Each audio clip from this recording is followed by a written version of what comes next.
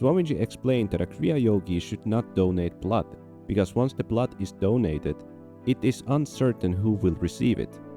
The spiritual development and energies imbued in a Kriya Yogi's blood might be transferred to the recipient, who may not have the capacity to handle these energies. This could lead to misuse or harm, as the recipient might not be spiritually prepared to utilize such powers responsibly. To avoid such situations, Swamiji generally advises Kriya Yogis not to donate blood. Swamiji also emphasizes that a person with a spiritual frame of mind should avoid maintaining close relations with those who have a materialistic outlook on life. Staying in prolonged contact with materialistic people can harm the progress of a spiritual aspirant, also known as sadhaka. It is said that such associations are more damaging for the sadhaka than for the materialistic individuals themselves. Therefore, sadhakas are advised to lead careful and discerning lives. Swamiji further elaborates on the risks of engaging in intimate relations with people who have a materialistic mindset. He explains that sexual interactions result in an exchange of energies and finer elements, which can lead to the spiritual downfall of the sadhaka. Recovering from such a setback may take many years, requiring significant effort to regain the lost state of spiritual advancement. Swamiji narrates a story from the Mahabharata. There was a sage named Parashar. One day he needed to cross a river and approached a boatman for help. The boatman, busy eating, asked his daughter to ferry the sage across the river. While crossing, the sage became attracted to the boatman's daughter and expressed his desire to marry her. The daughter insisted on seeking her father's permission before proceeding. The sage assured her that she need not worry about societal judgment. Using his spiritual powers, he promised to restore her virginity and protect her reputation. In an astonishing demonstration of his abilities, he first turned her into ashes and then brought her back to life, free of the fishy smell that had clung to her.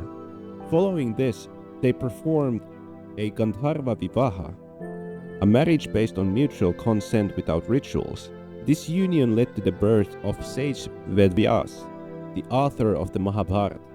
Swamiji highlighted the extraordinary spiritual powers of sages from those times, contrasting them with the materially oriented goals of modern-day individuals. Today, people are more focused on fulfilling their material needs than on spiritual pursuits. Swamiji then addresses a question from a meditator who shared her experience of feeling drowsy during sadhana. Swamiji explained that such drowsiness could stem from insufficient sleep, bodily stress, or mental worries. It is a common issue, particularly for people in the age group of 25 to 35, as they are often preoccupied with material aspirations. However, some sadhakas report that after consistent practice, their feelings of sleepiness dissipate, leaving them refreshed and energized. Swamiji also spoke about the connection between energy and emotions. When energy accumulates in the higher chakras, it may manifest as anger or a controlling attitude. Conversely, when energy resides in the lower chakras, it can lead to lethargy or laziness. He emphasized that the fruits of sadhana are not material gains, but spiritual upliftment. The challenges of this life, predetermined by one's prarabdha, destiny, cannot be changed through sadhana. Instead, sadhana serves to prepare the soul for the future lifetimes or to burn away karmas, reducing the cycle of rebirth. Swamiji urged sadhakas to abandon desires from material returns from their spiritual practices and focus solely on their spiritual progress. Swamiji shared that the ideal state for sadhana is not one of complete wakefulness or deep sleep. Instead, the optimal state lies in being half awake and half asleep, with awareness centered around the navel. This balanced state facilitates deeper spiritual experiences. However, an even better state, Swamiji said, is the state of acceptance. A sadhaka should learn to accept whatever arises during sadhana or in life with equanimity. True acceptance involves surrendering to the divine and acknowledging, "Whatever you give me, my Lord, is what I desire." Swamiji observed that many sadhakas, as they advance on the spiritual path, encounter various experiences and begin to question or resist them. This inner conflict can create distress and hinder their progress. Instead, sadhakas should embrace all emotions and outcomes as part of their journey, trusting that their previous karmas have led them to the path of Kriya Yoga. To conclude, Swamiji reminded us that sadhana is meant to bring spiritual evolution, not material benefits. It is through acceptance and surrender that a sadhaka truly progresses on the spiritual path.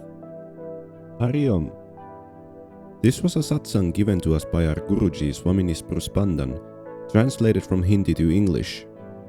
If you found this content insightful, please consider subscribing, sharing, and liking the video, as this will help YouTube recommend this video for others as well. If you would like to get initiation into Kriya Yoga, you can send us an email at nispruhyogkriyayog@gmail.com or contact us through the phone numbers in the description below. This message was brought to you by the Nispruhyog Kriyayog team. Jai Guru, Hari Om.